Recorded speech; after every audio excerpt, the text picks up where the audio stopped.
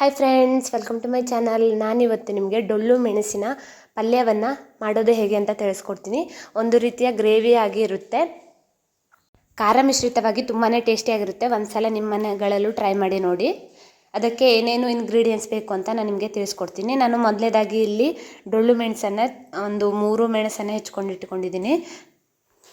ಹಾಗೆ 2 ಈರುಳ್ಳಿಯನ್ನು ಕೂಡ ಕಟ್ ಮಾಡಿ ಇಟ್ಕೊಂಡಿದ್ದೀನಿ. ಈಗ ನಾನು ಒಂದು ಪಾತ್ರೆಗೆ 2 ಸ್ಪೂನ್ ಆಗುವಷ್ಟು ಎಣ್ಣೆಯನ್ನು ಕೂಡ ಹಾಕ್ಕೊಂಡಿದ್ದೀನಿ. ಹಾಗೆ 1 ಸ್ಪೂನ್ ಆಗುವಷ್ಟು ಜೀರಿಗೆ, 1 ಸ್ಪೂನ್ ಆಗುವಷ್ಟು ಸಾಸಿವೆಯನ್ನು ಕೂಡ ಹಾಕೋತಾ ಇದ್ದೀನಿ. ಈಗ ನಾನು ಹೆಚ್ಚಿ ಇಟ್ಕೊಂಡಿರುವಂತಹ ಡೊಳ್ಳು ಮೆಣಸನ್ನು ಕೂಡ ಹಾಕೋತಾ ಇದ್ದೀನಿ. ಚೆನ್ನಾಗಿ ಫ್ರೈ ಮಾಡ್ಕೋಬೇಕು. ಹಾಗೆ ನಾನು ಈರುಳ್ಳಿಯನ್ನು ಕೂಡ ಹಾಕೋತಾ ಇದ್ದೀನಿ. ಎರಡನ್ನೂ ಚೆನ್ನಾಗಿ ಫ್ರೈ ಮಾಡ್ಕೋಬೇಕು. ಅದು ಚೆನ್ನಾಗಿ ಎಣ್ಣೆಯಲ್ಲೇ ಬೇಯಬೇಕು. ಈಗ ನಾನು ಇನ್ನೊಂದು ಬಾಣಲೆಗೆ 5 ರಿಂದ 6 ಶೇಂಗಾವನ್ನು ಹಾಕೋತಾ ಇದ್ದೀನಿ. ಅದನ್ನು ಕೂಡ ಎಣ್ಣೆ ಇಲ್ಲದಂತೆ ಚೆನ್ನಾಗಿ ಹುರ್ಕೋಬೇಕು. ಎಣ್ಣೆ ಸ್ವಲ್ಪ ಕೂಡ ಹಾಕಬಾರ್ದು. ಈ ರೀತಿ ಕೆಂಪು ಬಣ್ಣ ಬರೋವರೆಗೂ ಚೆನ್ನಾಗಿ ಹುರ್ಕೋಬೇಕು. ಹಾಗೆ 1 ಸ್ಪೂನ್ ಆಗುವಷ್ಟು ಎಳ್ಳನ್ನು ಕೂಡ ಹಾಕೋತಾ ಇದ್ದೀನಿ. ಅದು ಕೂಡ ಚೆನ್ನಾಗಿ ಹುರ್ಕೋಬೇಕು. ಈಗ ನಾನು ಒಂದು ಮಿಕ್ಸಿ ಜಾರಿಗೆ 1 ಮುಷ್ಟಿ ಆಗುವಷ್ಟು ಕಾಯಿ ತುರಿಯನ್ನು ಹಾಕೋತಾ ಇದ್ದೀನಿ. ಹಾಗೆ ನಾನು ಹುರಿದು ಇಟ್ಕೊಂಡಿರುವಂಥ ಶೇಂಗಾ ಮತ್ತು ಎಳ್ಳನ್ನು ಕೂಡ ಅದಕ್ಕೆ ಹಾಕೋತಾ ಇದ್ದೀನಿ. ಹಾಗೆ 3 ಬೆಳ್ಳುಳ್ಳಿಯನ್ನು ಹಾಕೋತಾ ಇದ್ದೀನಿ. ಹಾಗೆ ಸ್ವಲ್ಪ ಗರಂ ಮಸಾಲವನ್ನು ಕೂಡ ಹಾಕೋತಾ ಇದ್ದೀನಿ. ಹಾಗೆ ನಾನು ಸ್ವಲ್ಪ ಧನಿಯಾ ಪುಡಿಯನ್ನು ಕೂಡ ಹಾಕೋತಾ ಇದ್ದೀನಿ. 1 ಸ್ಪೂನ್ ಆಗುವಷ್ಟು ಧನಿಯಾ ಪುಡಿಯನ್ನು ಹಾಕೋತಾ ಇದ್ದೀನಿ.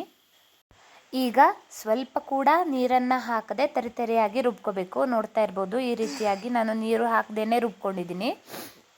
ಈಗ ನೀವು ಬೇಯಿಸಿ ಇಟ್ಕೊಂಡಿರುವಂತಹ ಮಿಶ್ರಣಕ್ಕೆ ಈ ಪುಡಿಯನ್ನು ಹಾಕ್ಕೊಳ್ಳಿ. ಈಗ ಚೆನ್ನಾಗಿ ಮಿಕ್ಸ್ ಮಾಡ್ಕೊಳ್ಳಿ. ಈ ರೀತಿಯಾಗಿ ಕ್ಯಾಪ್ಸಿಕಮ್ ಜೊತೆ ಚೆನ್ನಾಗಿ ಮಿಕ್ಸ್ ಮಾಡ್ಕೋಬೇಕು. ನೋಡಿ, ಕ್ಯಾಪ್ಸಿಕಮ್ ಕೂಡ ಬೆಂದಿದೆ. ನಾನು ಈಗ ರುಚಿಗೆ ತಕ್ಕಷ್ಟು ಉಪ್ಪನ್ನು ಹಾಕೋತಾ ಇದ್ದೀನಿ. ಹಾಗೆ ಸ್ವಲ್ಪ ಬೇಯೋಕ್ಕೆ ನೀರನ್ನು ಕೂಡ ಹಾಕೋತಾ ಇದ್ದೀನಿ. ನಾನು ಈಗ ಒಂದು ಲೋಟದಲ್ಲಿ ಒಂದು ಚೂರು ಹುಣಸೆ ಹಣ್ಣನ್ನು ನೆನೆಸಿ ಇಟ್ಕೊಂಡಿದ್ದೀನಿ. ಆ ಹುಣಸೆ ಹಣ್ಣಿನ ನೀರನ್ನು ಕೂಡ ಇದಕ್ಕೆ ಆ್ಯಡ್ ಮಾಡ್ಕೋತಾ ಇದ್ದೀನಿ. ನೋಡ್ತಾ ಇರ್ಬೋದು, ಈ ರೀತಿಯಾಗಿ ಹಾಕ್ಕೋಬೇಕು. ಈಗ ಮತ್ತೆ ಚೆನ್ನಾಗಿ ಮಿಕ್ಸ್ ಮಾಡ್ಕೋಬೇಕು. ಈ ರೀತಿಯಾಗಿ ನೀರಿನಲ್ಲಿ ಚೆನ್ನಾಗಿ ಬೇಯಬೇಕು. ಅದು ಮಸಾಲೆ ಎಲ್ಲ ಚೆನ್ನಾಗಿ ಹಿಡ್ಕೋಬೇಕು. ನೋಡ್ತಾ ಇರ್ಬೋದು, ಈ ರೀತಿಯಾಗಿ ನೀರು ಹಿಂಗಬೇಕು.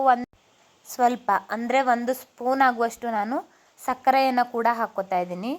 ಈಗ ನೋಡಿ, ನೀರು ಚೆನ್ನಾಗಿ ಆವಿ ಆಗ್ತಾ ಇದೆ. ಈಗ ಪೂರ್ತಿಯಾಗಿ ಆವಿಯಾದ ನಂತರ ರುಚಿಕರವಾದಂತಹ ಕ್ಯಾಪ್ಸಿಕಮ್ ಪಲ್ಯ ಅಥವಾ ಡೊಳ್ಳು ಮೆಣಸಿನ ಪಲ್ಯ ಸವಿಯಲು ಸಿದ್ಧ. Thanks for watching. ನಿಮಗೆ ವಿಡಿಯೋ ಇಷ್ಟ ಆದರೆ ಲೈಕ್ ಮಾಡಿ, ಶೇರ್ ಮಾಡಿ, ಕಮೆಂಟ್ ಮಾಡಿ. ನನ್ನ ಚಾನಲ್ಗೆ ಸಬ್ಸ್ಕ್ರೈಬ್ ಆಗಿ. ಇದೇ ರೀತಿಯ ಅಡುಗೆ ವಿಡಿಯೋಗಳಿಗಾಗಿ ನನ್ನ ಚಾನಲನ್ನು ವಿಸಿಟ್ ಮಾಡಿ. Thanks for watching. ನಿಮ್ಮ ಸಪೋರ್ಟ್ ಯಾವಾಗಲೂ ಇದೇ ರೀತಿ ಇರಲಿ.